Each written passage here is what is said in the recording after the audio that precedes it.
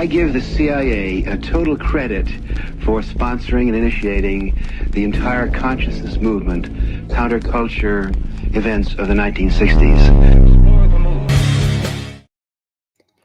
Welcome back to another episode of Rise to Liberty. If anybody was waiting for this stream to start, I apologize. I sincerely do.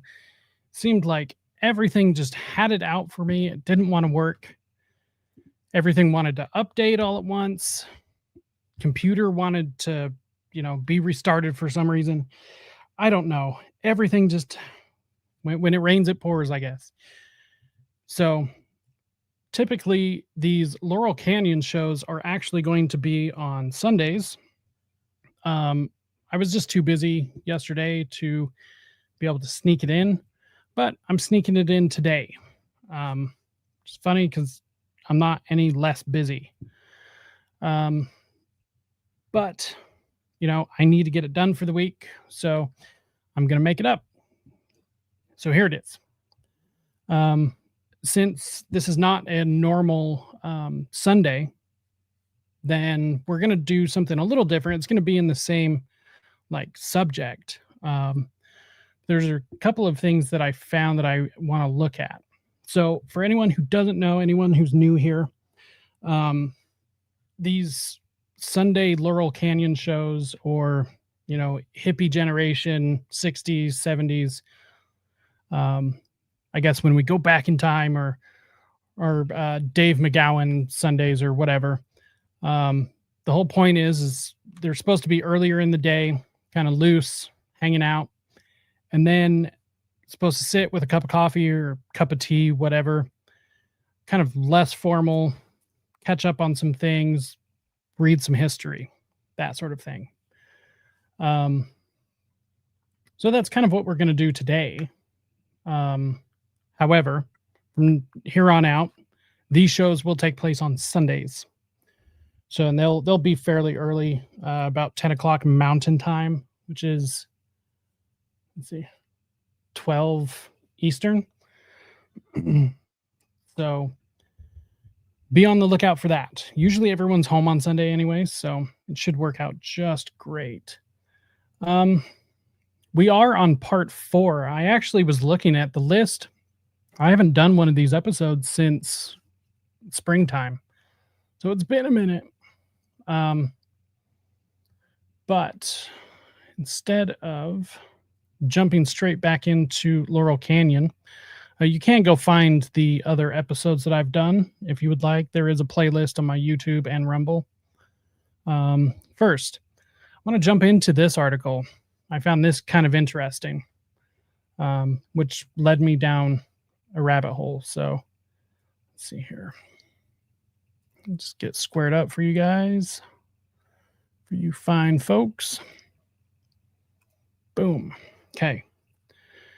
So the article is titled, "Were We All Brainwashed by the CIA with Sex, Drugs, and Rock and Roll?"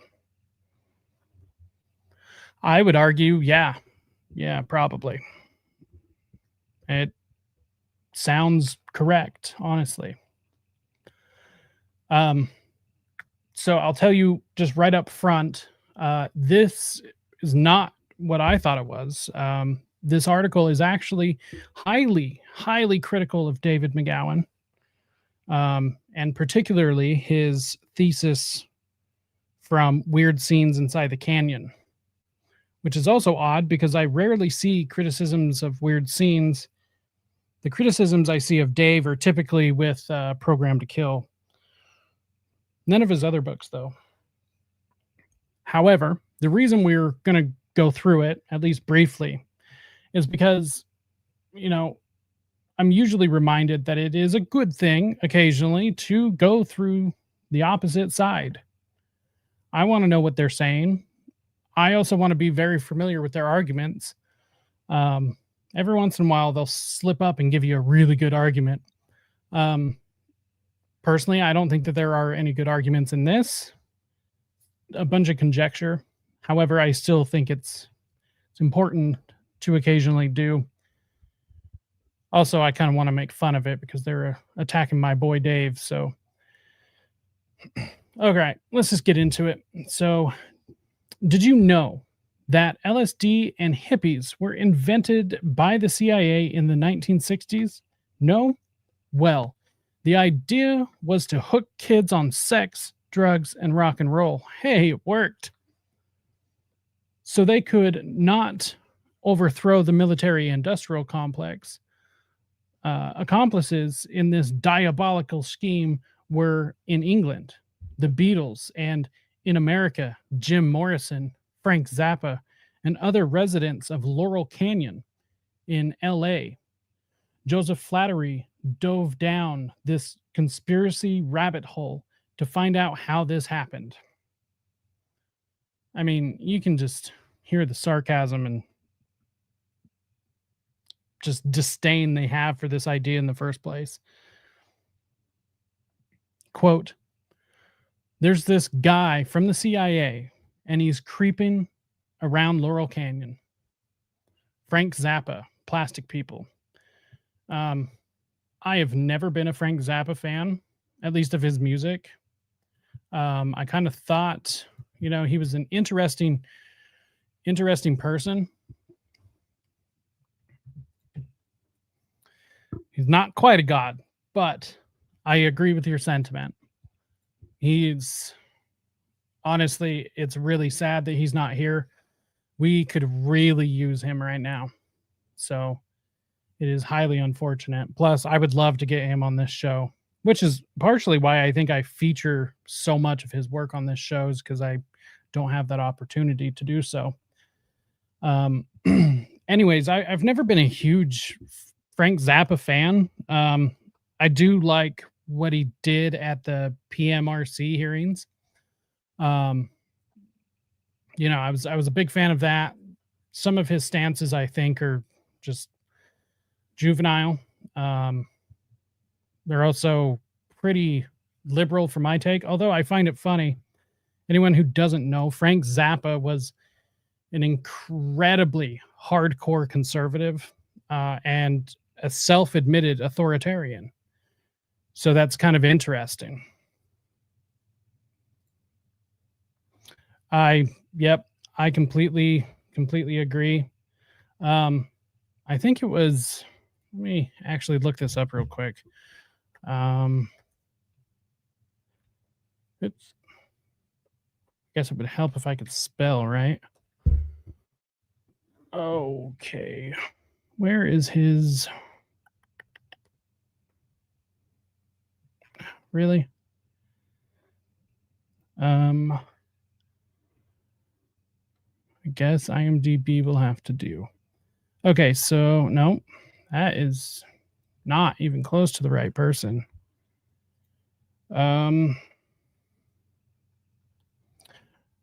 So what I'm looking for,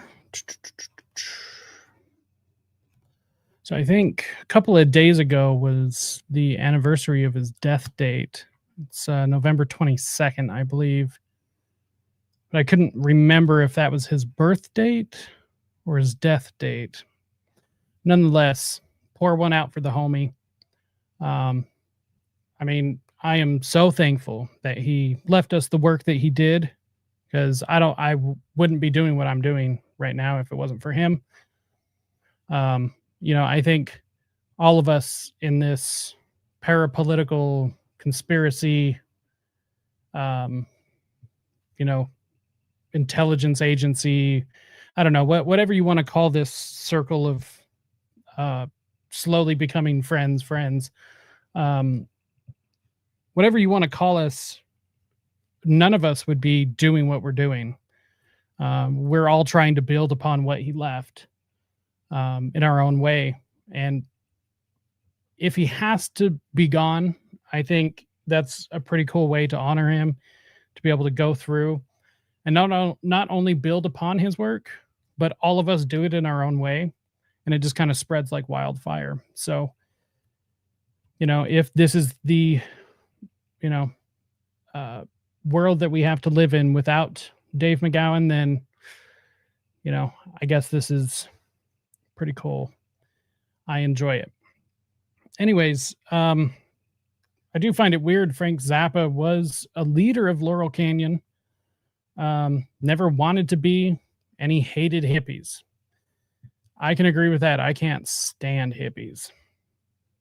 They are just some of the worst people. It's fine if you have views that are hippie-ish, even flat out like full hippie views. I've hugged trees before. That's fine. It's when you are just a hippie. There's just something about it that irks me. So I understand. Anyways, let's get into this article so we can get through it, because I promise you it is trash. Trash in all the best ways possible. Were you aware that Jim Morrison, Frank Zappa, Papa John Phillips, and David Crosby were all children of high-ranking members of the American military? Or that the Los Angeles neighborhood of Laurel Canyon, one time home to all of the above, was also the location of the Air Force's 1352nd Photographic Group? These factoids might not mean much to you, but according to the late conspiracy researcher, David McGowan, they indicated a military psyop, psychological operation, of mind-blowing proportions. McGowan, who died in 2015, laid out the theory on podcasts through his website, Center for an Informed America, CIA, get it? And later, in his book, Weird Scenes Inside the Canyon, Laurel Canyon, Covert Ops, and the Dark Heart of the Hippie Dream. I mean, he never explicitly says anything. He never says, like, this is what they're doing and this is why they're doing it. He never does that. But he does bring attention to some very real information. Kind of allows you to make your own conclusions after that. Which, for one, is what you should do when you don't have the information to be able to substantiate a hard and fast claim. Yeah, just be like, look at these pieces of a puzzle I found. I wonder what that puzzle would look like put together. This is what I mean by like these articles that criticize him are trash, because I bet they probably didn't even read the book, maybe flip through it. I don't know. McGowan claims that the hippie movement of the 1960s, he claims,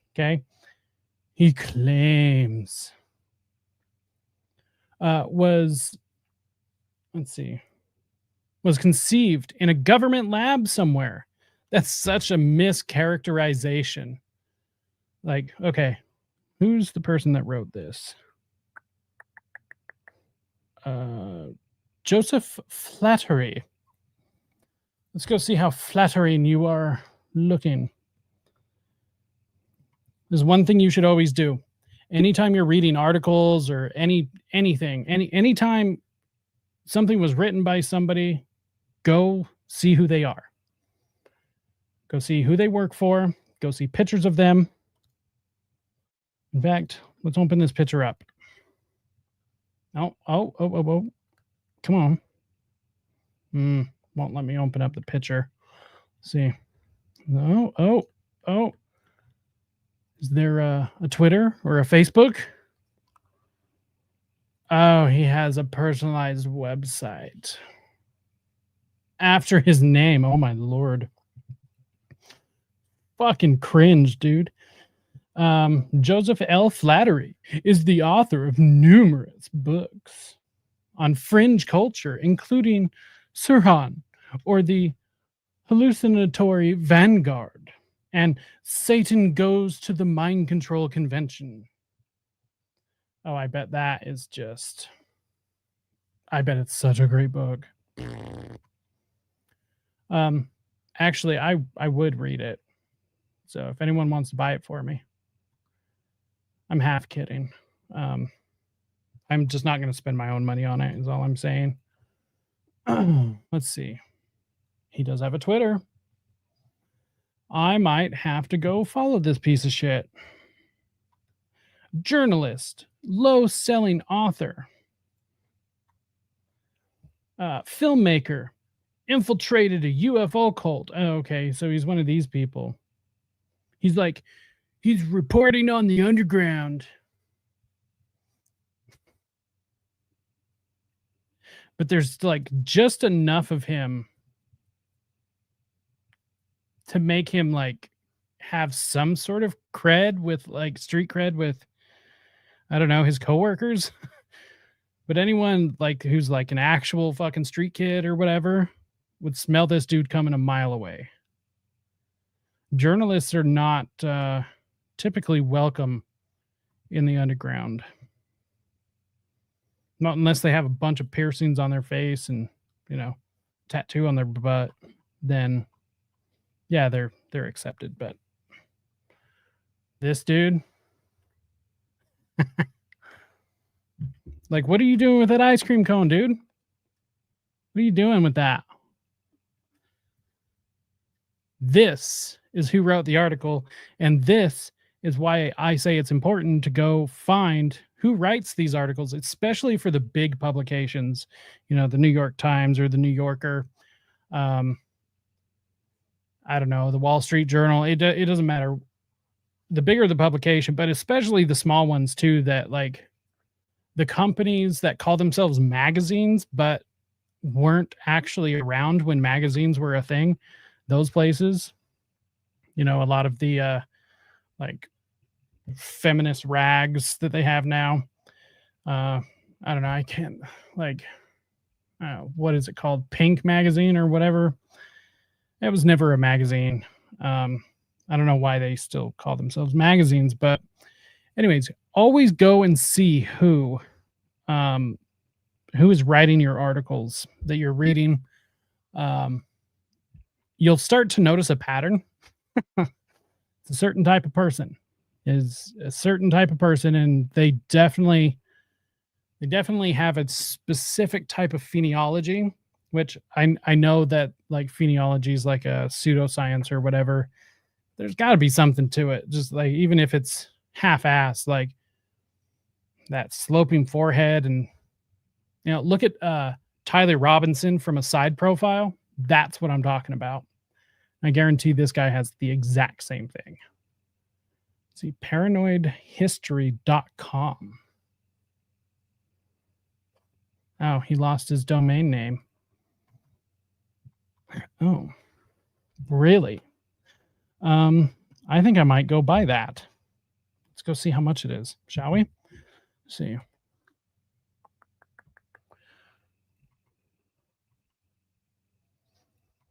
Sorry, I didn't plan on doing this, but I want to know how much that domain name is, because that's actually a really good domain name.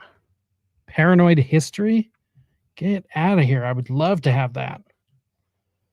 Let's see.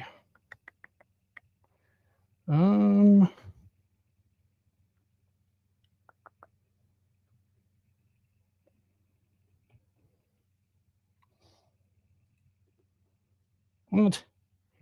Oh. Because I'm an idiot, that's why.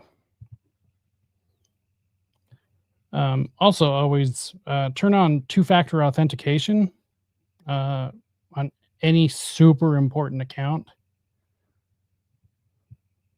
It's like mandatory, especially at this point in this day and age when there's so many scammers. It will save your ass. So, okay, let's go find this domain. Let's see.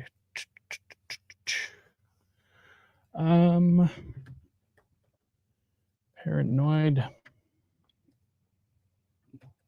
history. Let's see. Ooh. Okay, probably not going to buy it. Paranoidhistory.com is $250. Damn. Damn, that's such a good URL too. But check that out. It does only renew at $20 a year. So once you paid the $250, I mean, that's like the upfront cost. I don't know. I mean, some of these other ones though, $250. I didn't think it was going to be that much. All right. Let's see. Where was he?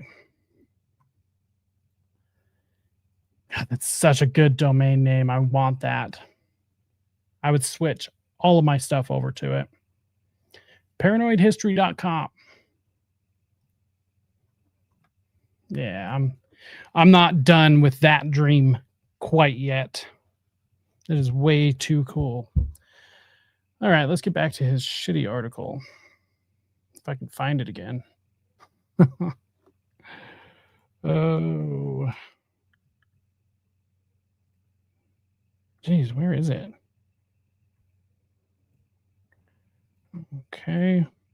Looks like this is the only article that he actually wrote, at least on this website. The website also is pleasekillme.com, which, that's not where it's at. Paranoid History. That's where the dream is. Okay. Fun little side trip. Let's see. Okay, so were you aware Jim Morrison, Zappa, Papa John Phillips, and David Crosby were all children of high-ranking members of the American military, or that the Los Angeles neighborhood of Laurel Canyon, one-time home to all of the above, was also the location of the Air Force's 1352nd Photographic Group? These factoids might not mean much to you, but according to the late conspiracy researcher David McGowan, they indicate a military psyop, or psychological operation, of mind-blowing proportions. Whoa!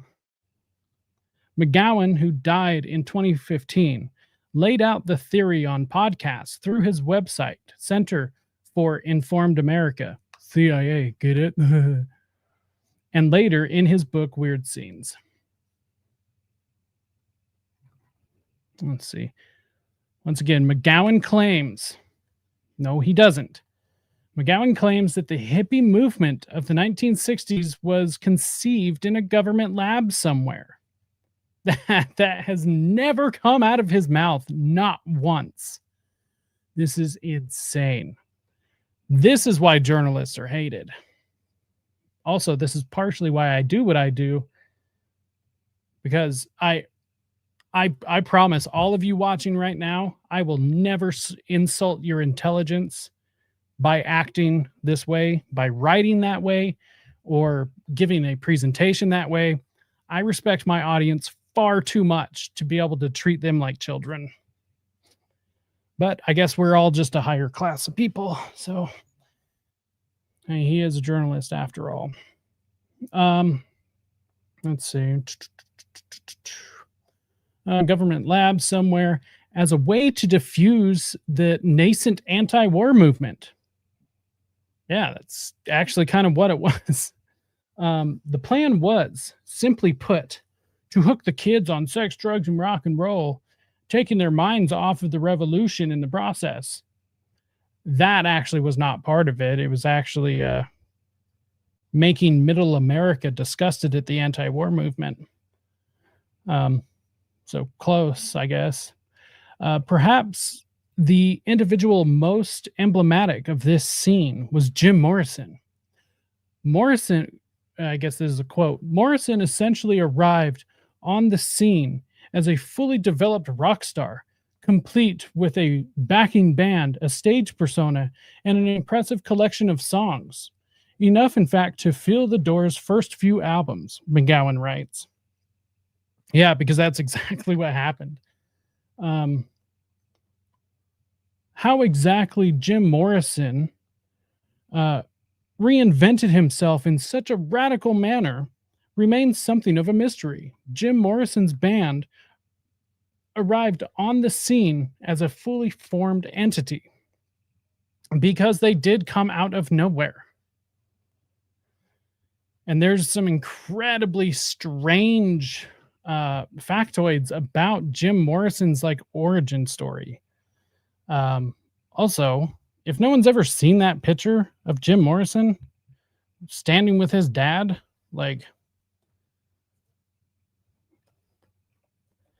I mean, for God's sakes, the Lizard King had short hair and was like dressed in like, you know, higher or upper middle class or upper, like the rich kid, like summer clothing. Looks like he's going to go play pickleball or some gay shit. But it's like, I don't know. He's a total rich kid. Definitely a military brat. Let's see, where is the picture? By the way, his dad's name, George Stephen Harrison.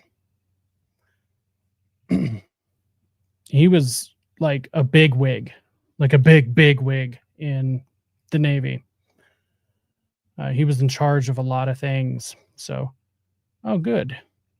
This is a great copy of it too. Okay. Boom. Let's see. I can zoom in on that for you.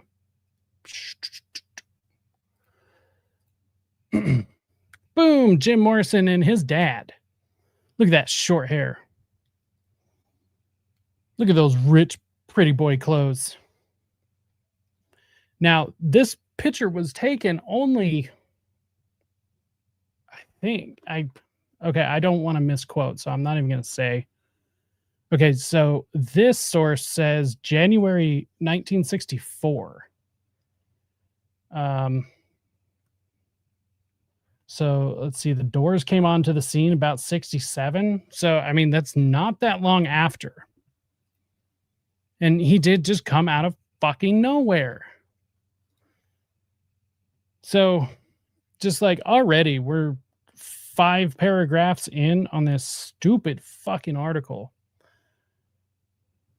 And it's just the way he's writing it is like, can you fucking believe this guy? What a crazy thing to say. It's like, did you read the book?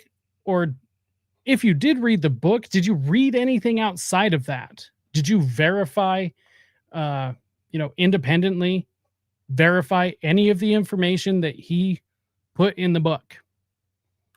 Because I'm pretty sure if he was still alive, he would encourage you to do so. And honestly, a journalist that's not independently verifying anything shows ignorance, laziness, and how elitist you are. Oh, I don't even have to look into it. I just know it's wrong. You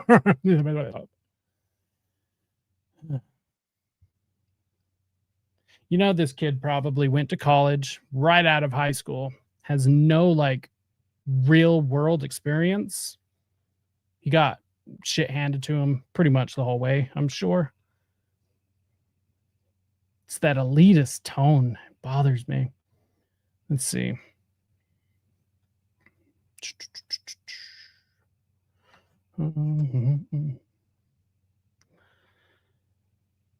Let's see. Perhaps it should be noted here that David McGowan was not a stand-up comic mocking the lunatic fringe of conspiracy theory. That is far from the fringe. Nor was he an acid casualty whose mind was blown after watching Stanley Kubrick's Dr. Strangelove. Love that movie, by the way. No, not at all. He sincerely believed all of the above, except you didn't present his arguments, well,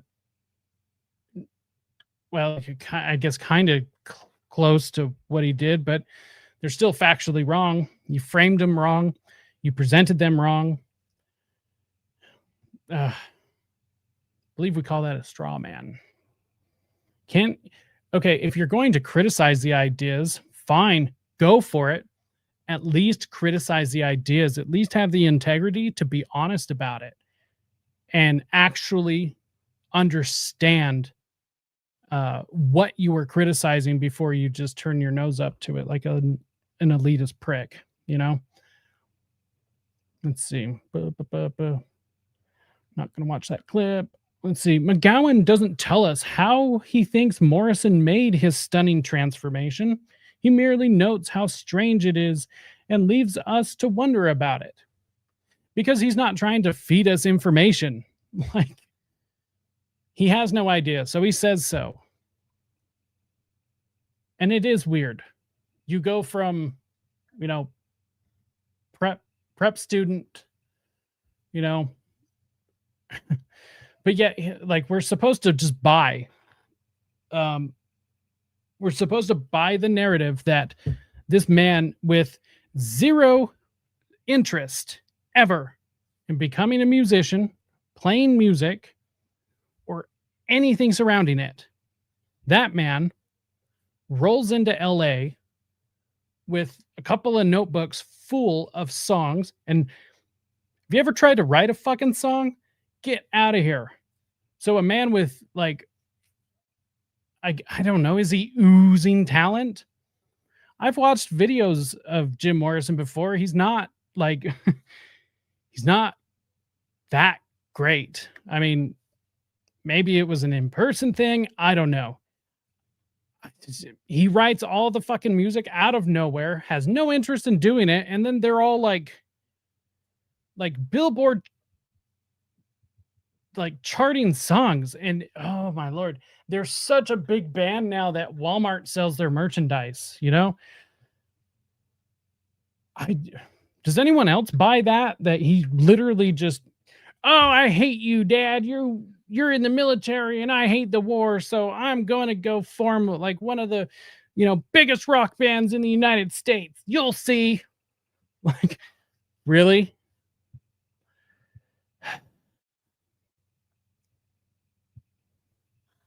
I feel that the way about like non-conspiracy people, the same way that they think that they feel about us. But I actually, like, have this genuine disdain for them, especially at this point. I mean, if you genuinely don't know, that's fine. I won't hold it against you. But when you're like, so like, yes, this is so stupid. I've got to go smell my farts. Oh, it just bothers me. It really does. It really does. Let's see. Yeah. Why would Dave force us to think or give us an explanation of how Jim did this?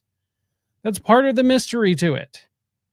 Like, and that's one of those things we'll never know. Like, there's no way. There's no way to know. So what is he supposed to do? Like, oh, I do know, but I'm not going to tell you. Okay. So I just don't understand the criticism here. John Coleman, in the tradition of so many conspiracy authors, claims that he first found out how the world really works while serving as an agent of Britain's Special Intelligence Service. After he got out, the story goes, he made it his life's mission to expose the cabal of Jesuits, Freemasons, Jesuit Freemasons, and intelligence agencies, and others. Sounds like a spook to me. You know, it sounds like a, what do they call them? Mirage men. He's a total mirage man. He never left the agency. He maybe retired, but he didn't leave. Like, blood in, blood out, cuz. Let's see. Of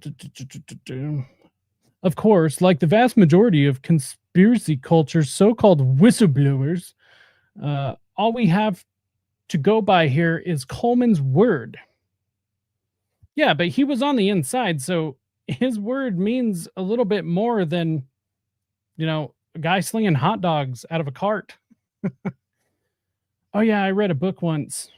I read this really awesome conspiracy blog. Doesn't sound quite as good as, yeah, I was there, I did it. I know these people. You know, not trying to stick up for a spook here. I just hate this author. Let's see. And judging by his bizarre theories, his word is most likely not to be trusted. That right there. I guess that one sentence. That right there is some of the most dangerous propaganda ever. Because your average person who is going to buy into this is going to say, oh, well, he must be crazy. I'm not even going to have to go look at it myself.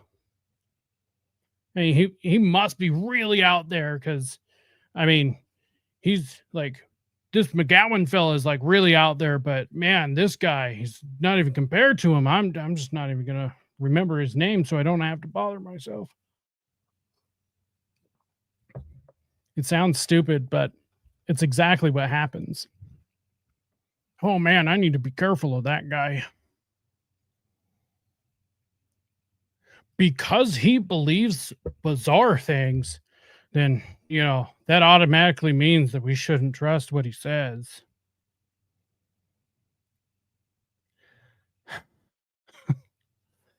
Okay. Quote, the phenomenon of the Beatles, Coleman writes in his book, The Conspirators' Hierarchy, was a carefully crafted plot to introduce by a conspiratorial body which could not be identified, a highly destructive and divisive element into a large population group targeted for change against its will. It's called propaganda. It's called psyops. And if we're dealing with England and the Beatles, we're talking about Tavistock. So, this thing doesn't exist. Okay. Now that I know that this motherfucker has a Twitter, I'm going to roast him. Not going to do it tonight. I've got other things to do, but I'm saving this article and I'm going to, okay, don't do what I do. I don't recommend it. Do as I say, not as I do. Okay. But I'm definitely going to, I got to choose my words carefully. I'm definitely going to repeatedly ask some questions. That's all I'll say. I just want some clarification. That's it. The Fab Four, according to Coleman, were the vehicle for that social engineers from a think tank called the Tavistock Institute of Human Relations used to manipulate American youth. He labeled this plan the Aquarian Conspiracy. The tin-eared Coleman confidently states, okay, I'm sure I agree with him. There we go. There's actually some Tavistock literature right there. Interesting. Let's see, where does he link to? Oh, please let it be an official source. Yeah. Oh, look at that. Oh, he links to Wikipedia. Tavistock does have a website. Just saying. I hate this guy. I really do. Okay, maybe not hate him, but if I went to high school with him, I would probably shove him into a locker is what I'm trying to say. Just got a shovable into a locker type face. What can I say? Okay, that's mean. Let's see. In other words, these four talentless, in his view, Liverpoolians were recruited, dressed up, given silly haircuts, and paid to perform music specifically designed to brainwash the youth. Ooh. And it worked. I guess that we're supposed to believe that after the process was perfected on the Beatles, it was taken to Southern California.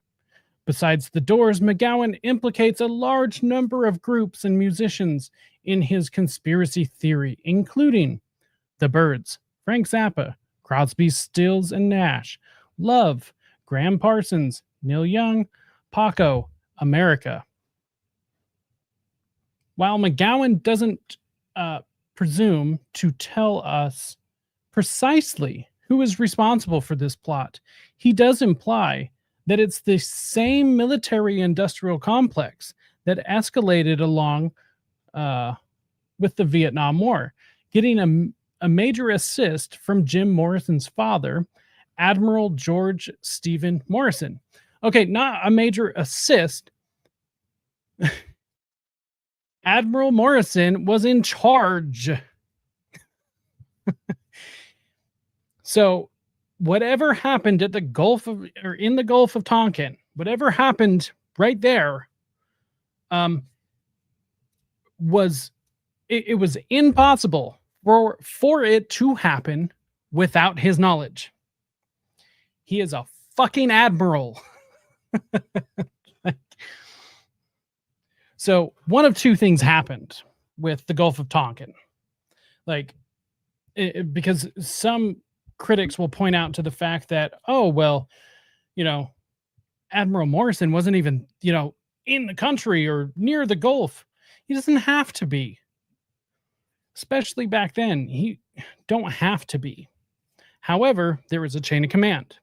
And when he passes along information, he's going to know what happened. So eventually, whatever happened, he gets a progress report or a, status update, whatever the hell they call them. And so it was either completely fabricated, and he either went along with the official narrative, saluting just like a good little boy, or he lied about it. Though I don't think it actually matters what choice he made because, the history is already in stone.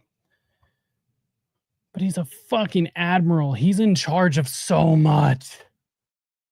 This isn't just like a first mate or just like some high school kid that, dropped out and enlisted early or something. He's a fucking admiral.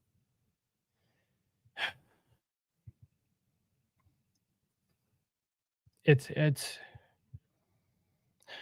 you think like with as smart ass as this guy acts that he would know just like how big of a deal it is, I don't know.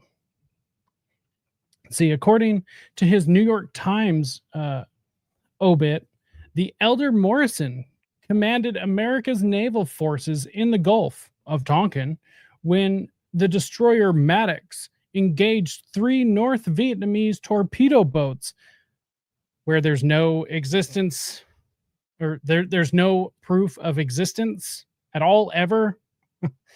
Those ones. A skirmish. Oh, that's all it was, guys. It was just a skirmish. A quick little skirmish. And confused reports of a second engagement 2 days later led President Lyndon B. Johnson, that fucking traitor, to order airstrikes against North Vietnam. That doesn't even make sense. Like, militarily, I'm sure you guys have probably played chess or checkers before. Put yourself in that scenario in one of those games. That doesn't make sense unless you were being the aggressor. If you take it from that standpoint, that you are the aggressor, that you were trying to fuck up your opponent, yeah, it does make total sense why LBJ did that. And yeah, this is what we call a false flag, people. It doesn't matter if it happened or not. They needed justification to go to war. They were going to war. Doesn't matter what we wanted. We were going to war. They just needed, look at that. We're sending troops. Fucking assholes. Let's see. The Times, the Times failed to mention that the operation was under, I've actually never seen that word. Of something called Oplan 34A, a series of covert operations targeting North Vietnam. These attacks were carried out by South Vietnamese mercenaries and special forces. I guarantee the U.S. were involved as well, with the United States in support, yeah, in an advisory role. Yeah, I'm sure. As Douglas Valentine points out in the Phoenix program, hey, that's another conspiracy author. Why aren't you tearing him apart? This role included placing Navy SEALs in the South Vietnamese units. As is always the case, the use of advisors here was a little more than a pretext of putting American boots on the ground in the days before it was legal. According to McGowan, while Admiral Morrison was overseeing military operations in the Gulf of Tonkin, operations which, depending on who you believe, either accidentally or purposefully drew us into war in Vietnam. His son was being used as a tool to crush the peace movement at home. Okay, I just don't understand why this is such a bizarre and crazy idea. If you can't beat them, join them. Right? Infiltrate. Dethrone that motherfucker. Like, I don't know. There's like this level of ignorance that comes along with smelling your own farts all day. Maybe it's because they kill their own brain cells and, it starts shutting off parts of your brain, before others, or maybe there's only so much power to go around, so it can't light up the whole brain at the same time. It makes sense. There's a conspiracy theory for you. This guy smells his own farts and has brain damage because of it. Okay. Yes, we're all 10-year-olds here. Okay, let's see. Oh, he's going to talk about Zappa's dad. This is going to be great. So following the web from the United States Navy through Jim Morrison leads us to Frank Zappa. The connection was facilitated by Zappa's wife, Gail, who, like Jim Morrison, was the child of a naval officer. See, here's the big deal. It's not the fact that all of these kids were, children in a military family. That's not the issue. The issue, all of these kids were in officer families. Okay. So this is high ranking. Okay. It's not your average enlisted man.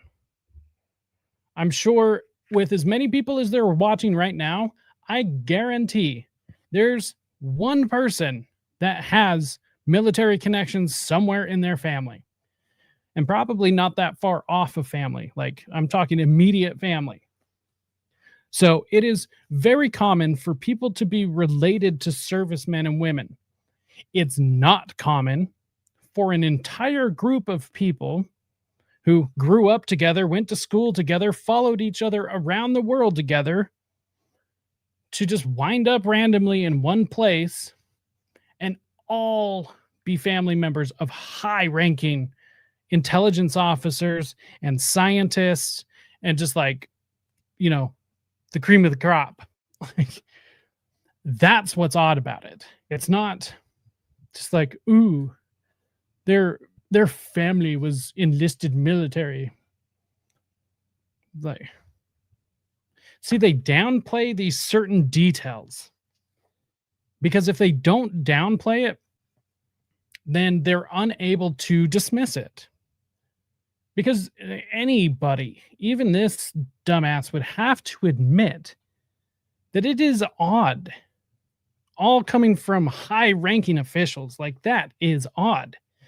So he has to be like, oh, it's just, it's just normal military personnel. No, it's not. Frank Zappa's father arrived in the United States from his native Sicily in 1908, a graduate of the University of North Carolina. Mr. Zappa spent his life, quote, in the employ of the U.S. military establishment. So he's a lifer. Okay. That in and of itself is not weird. Let's see what he did. As McGowan writes, this eventually brought him to the West Coast, where his family lived for a time in Lancaster, California. McGowan points out, and I suppose this is important, but he never says how, that other past residents of Lancaster include Clarence White, who replaced Graham Parsons in The Byrds. Dewey Bunnell, I don't know,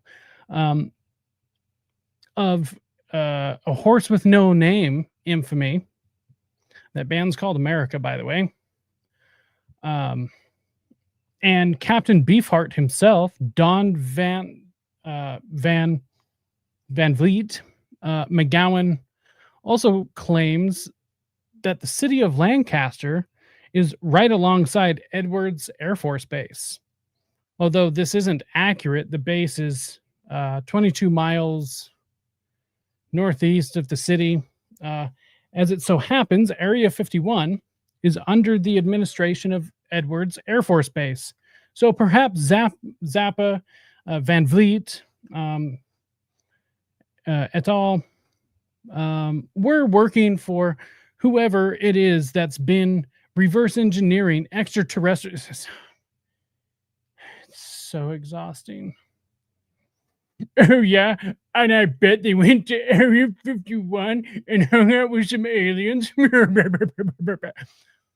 Fuck off. Oh, my.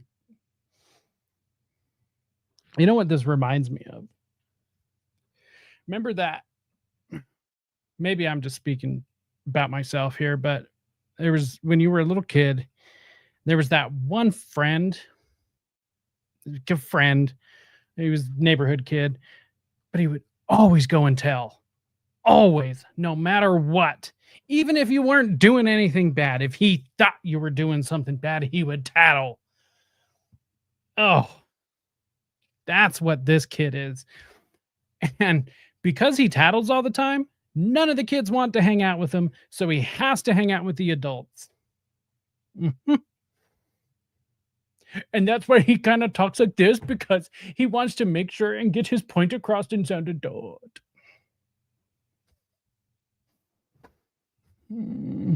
Starting to give me a headache. It's like thinking how dumb this person is. I'm so going to interact with him on his Twitter. He's going to hate me. Let's see. Oh, forgot to silence my phone. Let's see.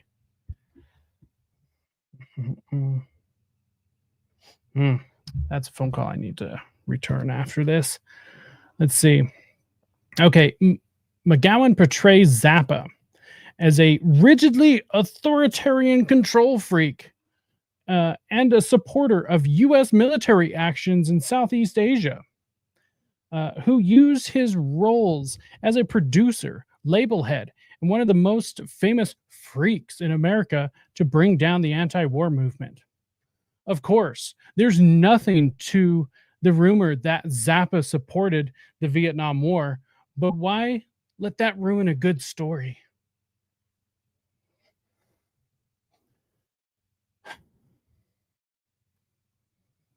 The world of conspiracy theory is big on establishing connections. This was the paragraph when I decided that this had to be read, had to be gone through, because it was just so bad. And this one got me a little hot under my collar. Let's see. So the world of conspiracy theory is big on establishing connections. The idea being that anytime two things relate to each other, that relationship must be meaningful. Oh my God. This is why the fact that Jim Morrison lived in Laurel Canyon at some point and that his father may have basically started the Vietnam War can't be a coincidence. No, no, no. Okay. Keep being dumb for a second. I'll correct you later. Um, there's a logical fallacy in there somewhere, but I can't seem to find my copy of why people believe weird things. So I'll leave that for another time. Well, actually, you couldn't come up with one because either you don't know your logical fallacies, and that's my bet, or there actually isn't one there because that's not the argument he was making. Once again, they have to lie about what you believe in order to make themselves superior. I mean, this is a very classic, media opposition tactic. I'm trying to avoid like left versus right because they both do it. This is literally just like divide and conquer tactics. But it's just totally like what it is. So imagine you're just like telling somebody, for instance, you want a cup of tea. You tell them what kind of tea. You say, I kind of want some Earl Grey. And they say, okay, I will get you some Earl Grey. You got it. They turn around and they yell at the entire coffee house or wherever you are. And they say, hey, this guy just ordered a chai tea. Like just completely lying about what you wanted to begin with. I hate the media. I really do, and I hope all of you do too. It is frustrating though because I'm frustrated, so I'm tripping over my tongue. It used to not bother me this much, but it's really bad when it's super blatant like this one. But it's also, I mean, attacking my boy Dave. Get off Dave. It's just so blatant now, and I take it as an insult to my intelligence, and it really bothers me. And it's only getting worse. Okay, we're gonna end up not finishing this whole article because the conspiracy researcher's gig is to see the connections, to see reality for what it really is, and then present it to the rest of us innocent fools so that we might learn the truth. And the truth shall set us free, as David Icke, a British conspiracy theorist who claims a secret world government is ran by undercover lizard people.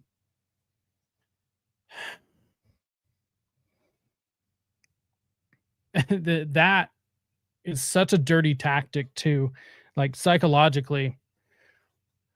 You see how weird this guy is? Well, that guy is so weird that he is that guy over there. I don't know exactly why it works, but if you pay attention, you can see this a lot. Yeah, you think this first guy that we're talking about is bad? Ooh, I'm going to mention somebody worse.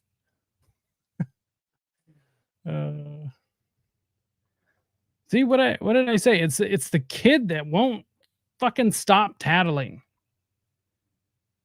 It's like we told him a secret and we trusted him, and then he fucking tattled, and now nobody gets chicken nuggets. Let's see. David Icke has absolutely nothing to do with Dave McGowan, weird scenes, Jim Morrison. And you know what? I like some things that David Icke has said. I think other things are like way, way out there. Like, holy shit, that's out there for me. But I don't know. This is just like the guilt by association stuff, It's and I don't believe in that. I really don't.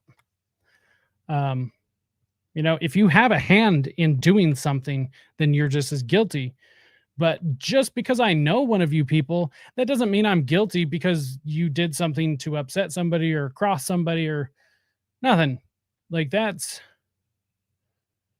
collective punishment is such a like lizard brain way of thinking. It's just so mammalian. And it's like, you know what? Like I get it. Humans can be pretty vicious sometimes, but we are better than just, lesser animal brain responses to things. And that's one of them. It's like, oh man, this a bad man. Here's another bad man.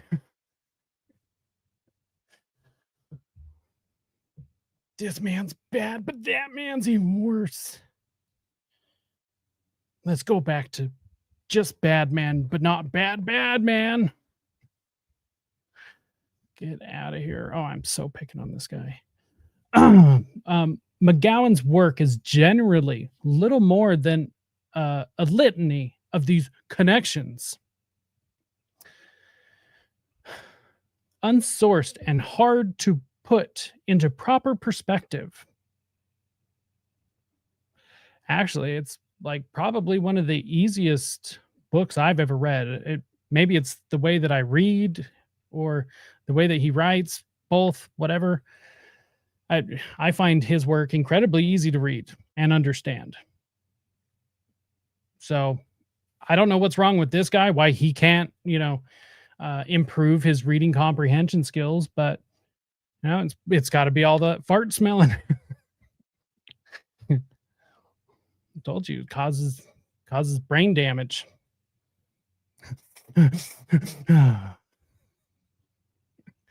that South Park scene in my head. Okay. Let's see. Keep losing my spot because I don't want to go back to it.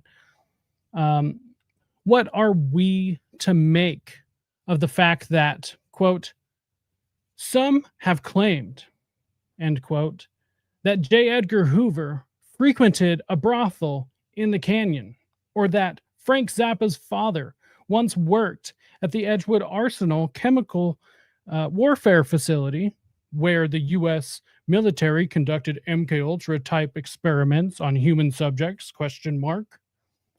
McGowan doesn't really tell us. He just piles it all on and then throws Charlie Manson and, for some reason, Harry Houdini into the mix. Fuck this guy. Fuck this guy.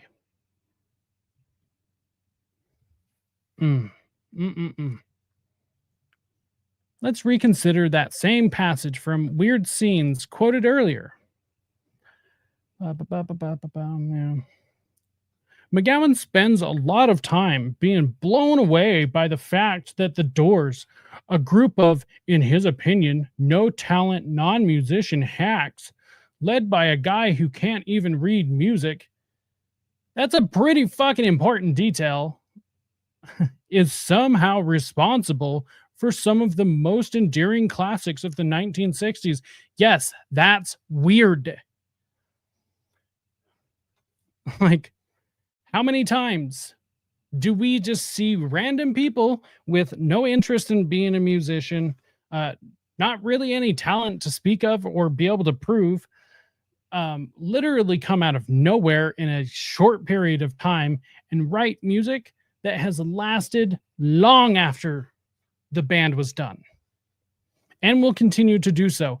These songs will keep going long after everyone watching this is gone. And we're supposed to believe that.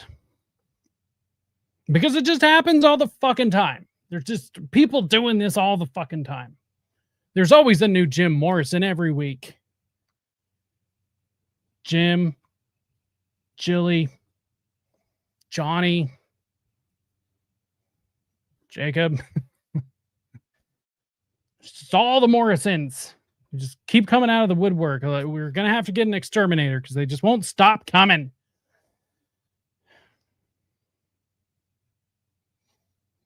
See, tells you how irritated I am, like the further out my side tangents get.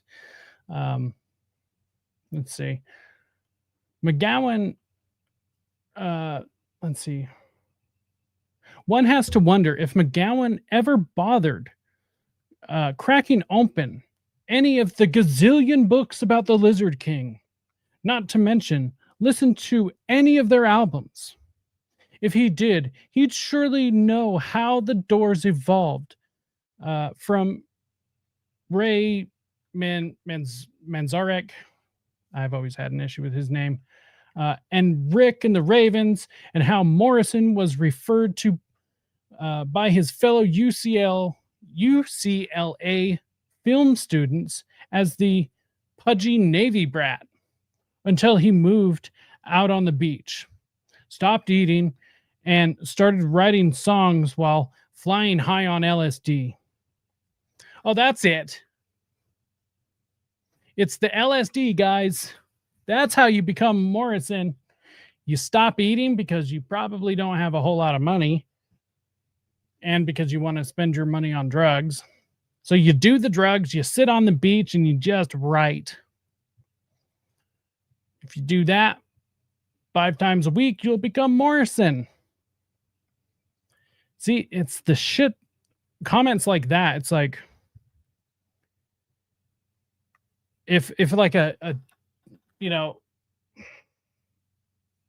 an impressionable person read this and somewhere along the way just started saying, yeah, no, I agree with this, gets to a statement like that, the potential for that to go bad. I'm talking like, impressionable teenagers that don't want to listen to what the fuck authority says. No, I was one of those. I probably wouldn't pick up a magazine, but I'm also me, not the average person. So I don't know. It's just like, well, duh, he became Morrison. There's an easy explanation. He just sat on the beach and dropped acid for like, I don't know, forever. And then he was just like Jim Morrison. But before that, he was called a pudgy Navy brat. Right. Which makes it even more strange. Yeah, I don't. Oh, wait. Okay, so I was going to cut it right there because I thought there was a lot more. There's literally just right there. What you guys see on your screen, that's the rest of the article. We can do this. It's an endurance test at this point. As I have listened to McGowan's podcast appearances and plowed through his extremely dense writing, what fucking book were you reading? Because it wasn't a Dave McGowan book. Oh my Lord. I'm struck by how bizarre his conclusions are. He doesn't realize it, but there is a fascinating story here, and it's right under the author's nose. The Laurel Canyon scene was, at its heart, built by the sons and daughters of the military-industrial complex, many of whom were relatively well-to-do and or lucky enough to circumvent the draft. You mean by paying for it? You fuck. Who formed their own little community for a brief time in a very special place. Oh my God. This kid was held too long as a child.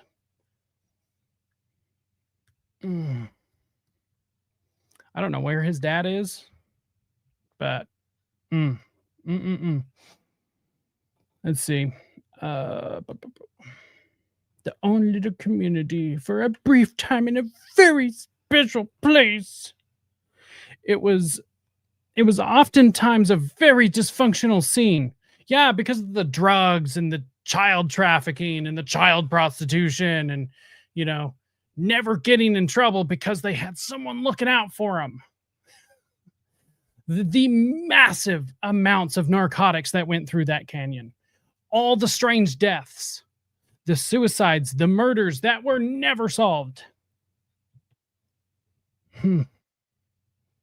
Yeah, very dysfunctional is a very, very nice way to put it. And it didn't last very long, but while it did, it was rather remarkable. What evidence do you have of that? Oh, because you say so. Well, that just makes, your opinion's worth so much more. McGowan, a lifelong smoker. This pissed me off. McGowan, a lifelong smoker, died on November 22nd. Yeah. 2015, 6 months after being diagnosed with lung cancer. His fans on the internet suspect that this, too, was a secret government plot. Or maybe they were just freaked out by the date, November 22nd, the anniversary of the JFK assassination. And then, of course, he ends, because, Dave McGowan's work, Moondoggy. Ugh. I feel like I aged. Seriously, I feel like I don't know, added another unnecessary 6 to 8 months on my life because of how fucking stupid that was.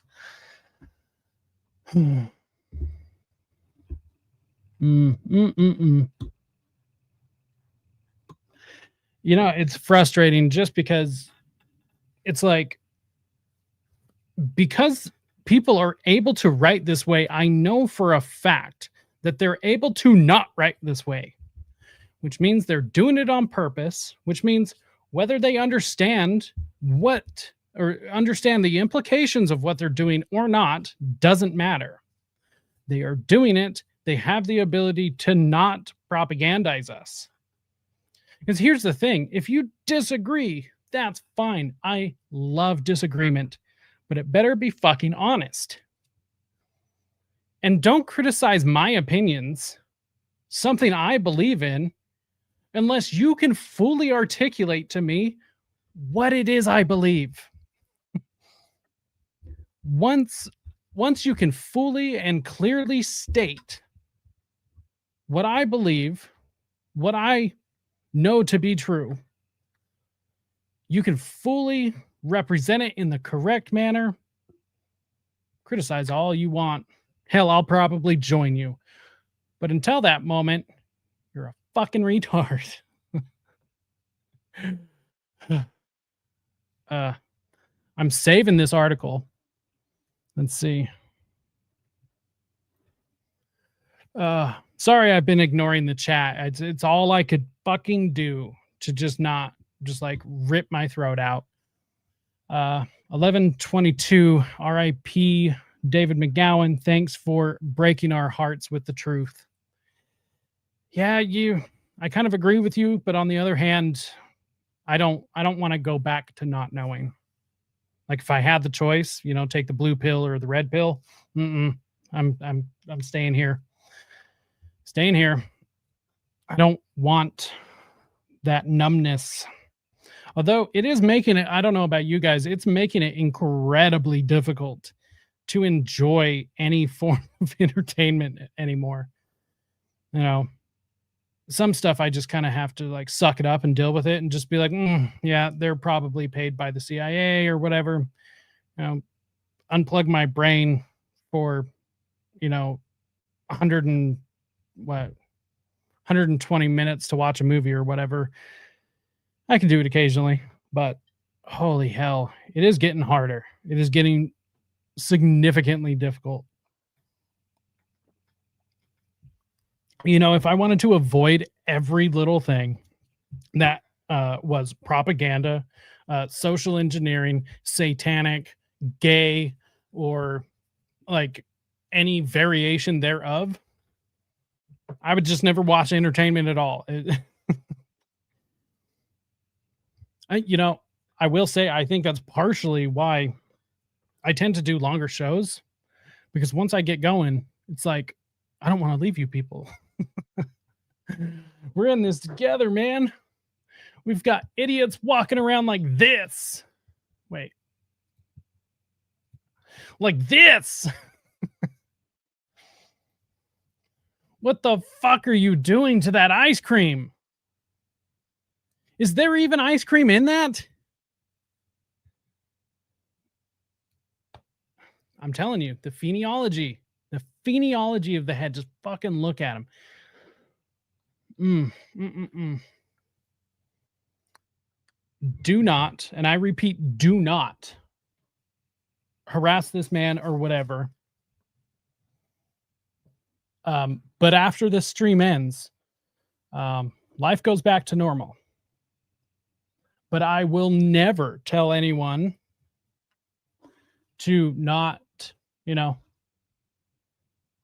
say hello, be nice to one another, but do not contact him.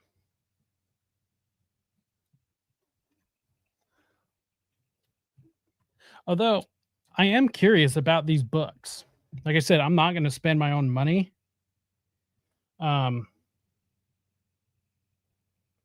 Maybe I will start like an Amazon list. I know if I start an Amazon list and say, hey fans, hey people that listen to me, here's things that you can buy me. I feel like I'm going to start being that guy. But I might just do it so I could get a hold of these stupid fucking books. Let's see. Of course, Satan goes to the mind control convention. Yeah, that's got to be a mandatory.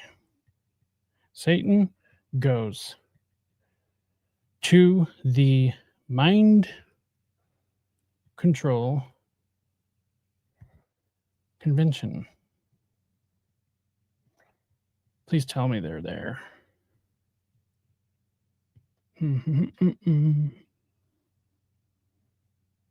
Oh, yeah. Oh, yeah. Is it the same guy, though? Let's see. Okay. Oh, holy shit. I've got to pull up. Let's see. Where can I get? Oh, perfect. Amazon.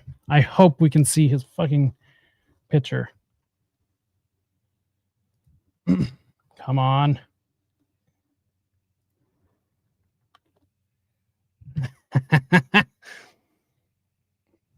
This is who was talking shit on Dave McGowan. Come on. Zoom in. I assume he's the... what the fuck? The guy in the middle.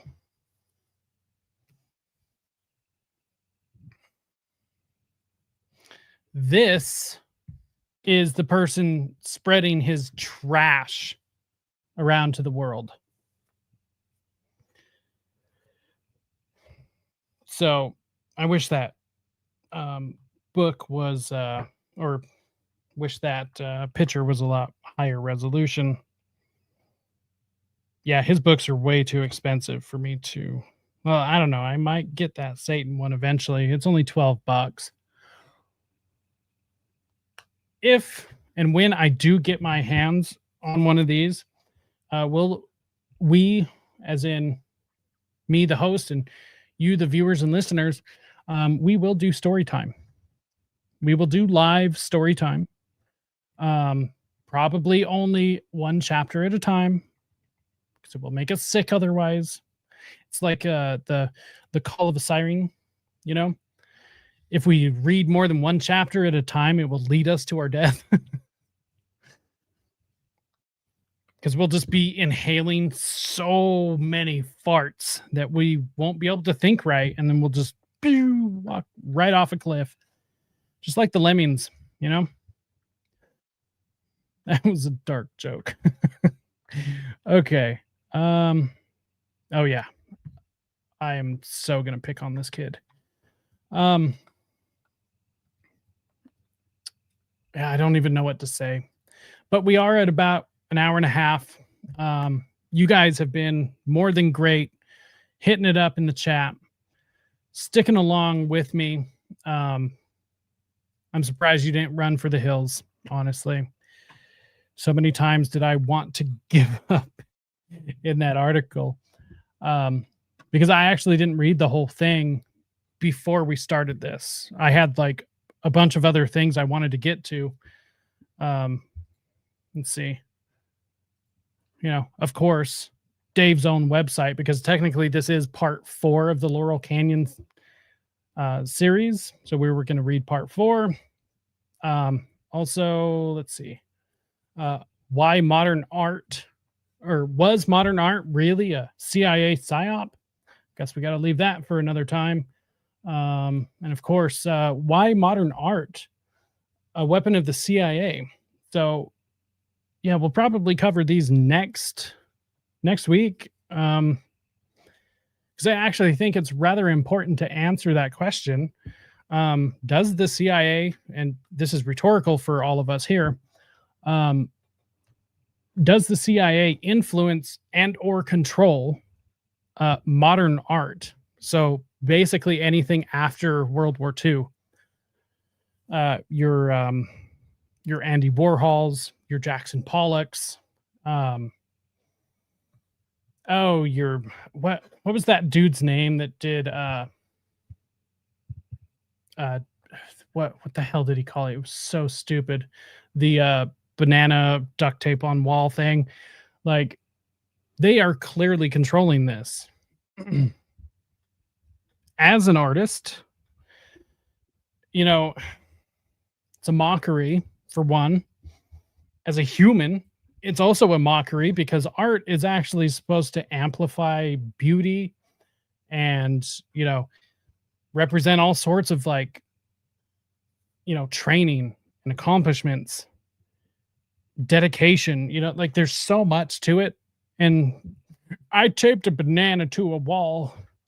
I wrote a book with the title "Satan Goes to the Mind Control Convention to Make Fun of Conspiracy Theorists. Do you want to check out my book?" Hold on, I gotta go smell some more farts. It is a slap in the face, in my opinion, to humanity as a whole. And art's supposed to amplify beauty and show us, hold up a mirror to ourselves, while also holding it up to the world, and it's literally just all retards and whoopee cushions now. Anyways, so I think we will cover these. Does the CIA actually influence art? Yes, they do, but let's go through it. Let's talk about it. Let's see how they do it. They'll kill somebody like Mitch Hedberg, but then they'll leave somebody like Amy Schumer around, That's just one way to tell that they actually are in charge. Because otherwise that shit wouldn't happen. All right, let's hit some chats real quick before we get out of here. I've got another show tonight. Also, Wednesday, I will be doing, I guess it's technically episode 3, but it will be officially episode 2 of my Satanic Panic series, which is every Wednesday. So every Wednesday at 5:30 Mountain Time, 5:30, 7:30 Eastern. I don't know. And no matter how old I get, I will always have to do that in my head. So 5:30 Mountain Time, 7:30 Eastern on Wednesday. Next Satanic Panic episode, we're going to be finishing Anton LaVey. And then probably, if we have time, start bringing in some other people, either from the Church of Satan, or possibly just jump straight to Aquino, because he's going to pop up a lot, that fat little muppet. And then there's also some other things I don't want to spoil, but it's going to be a good show. So be on the lookout for that. Let's see. I'm trying to figure out in the probably we'll do a Friday show. I'm not sure how to do it. I don't know. So Wednesdays, Satanic Panic. Sundays will be Laurel Canyon, or 60s history, talking shit on hippies and Jim Morrison and people like this stupid author. That will be Sundays bright and early. I'm also thinking of like doing some other fun things for people. Doing like twice a year movie events or something. We all get together and watch the same movie. That sort of thing. It would be free, but everyone just comes together and hangs out. I don't know. I'm thinking about a bunch of other fun things to do to just kind of like keep growing the community, and hopefully, everyone can keep having fun and we can keep talking shit on mouth breathers like Terrence or Joseph. His name's Joseph. My brain is fried because of him. So yeah, let's reconvene this coming Sunday. Feel free to stop by on Wednesday. And other than that, I think we'll just get out of here. I've got another show coming up, so I got to go take a break for a minute. I've actually been at this all day preparing West Memphis 3 stuff. So I've got like 6 more episodes to do of that. And that's not even including like going on other people's shows, which is starting to happen. So, okay. Anyways, thank you all for showing up. You have no idea how much I deeply, deeply appreciate you. Also, I am actually fixing things up around here, because check that out. We have a QR code now. Actually, I've had it. I just kept forgetting to put it up. That's Buy Me a Coffee. So anybody that wants to help out, keep me caffeinated. It's about the only vice I have these days. And that helps a lot. Helps a lot.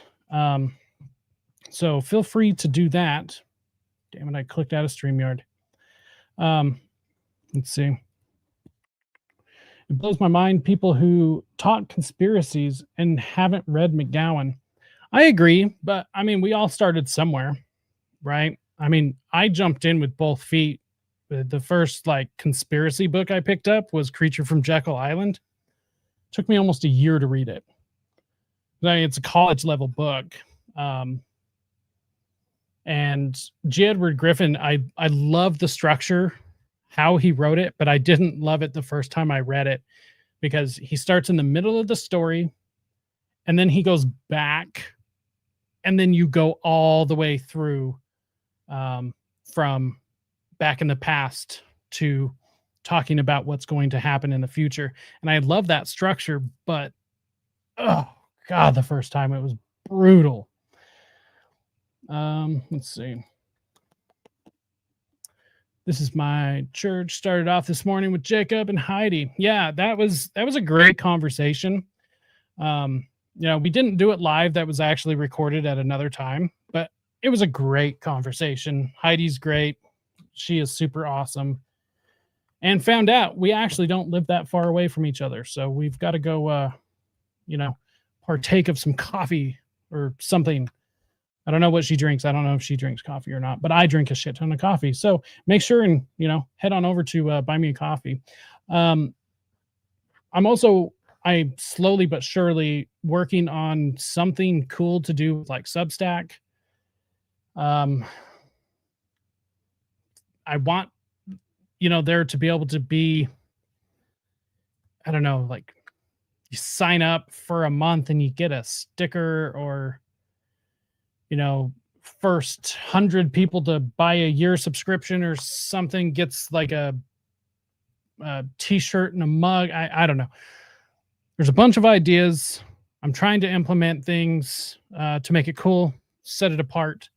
I don't know. Something will be figured out though. There's a lot of cool ideas.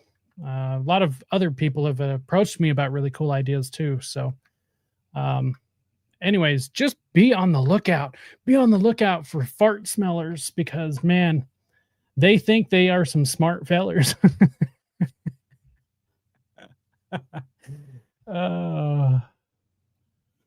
Let's see. Thank you, Jacob. I need to replay this as I missed the beginning. I mean, it was just fart smelling the whole way through. Oh, that. I'm going to have a hard time sleeping tonight, I'm sure. PTK is the ultimate book. I completely agree. Although I don't have it super handy because I've had Abomination super handy. Because I decided to walk into the never-ending true crime case and thought it was a good idea for some reason. No, it's good. It's good. I'm glad. I'm just trying to figure out like how I can add something on top of it instead of just regurgitating what people from 10 years ago did.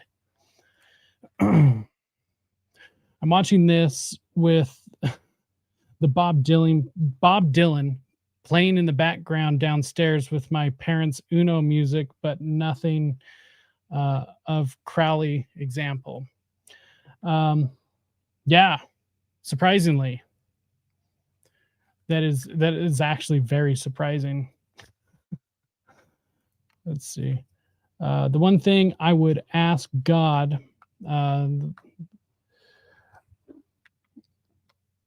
right. Yeah, I would ask him what the hell happened to. I completely agree.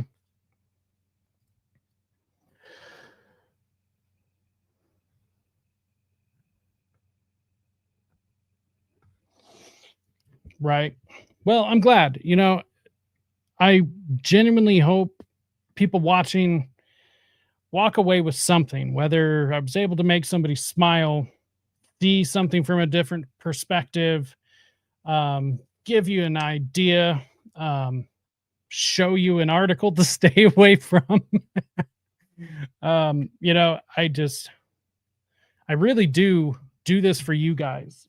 I mean, don't get me wrong. There's bits of it that are for me too. Otherwise, I mean, it is a lot of work. It's a lot of time and dedication, sleepless nights, sore hands from typing all day, paper cuts from reading books.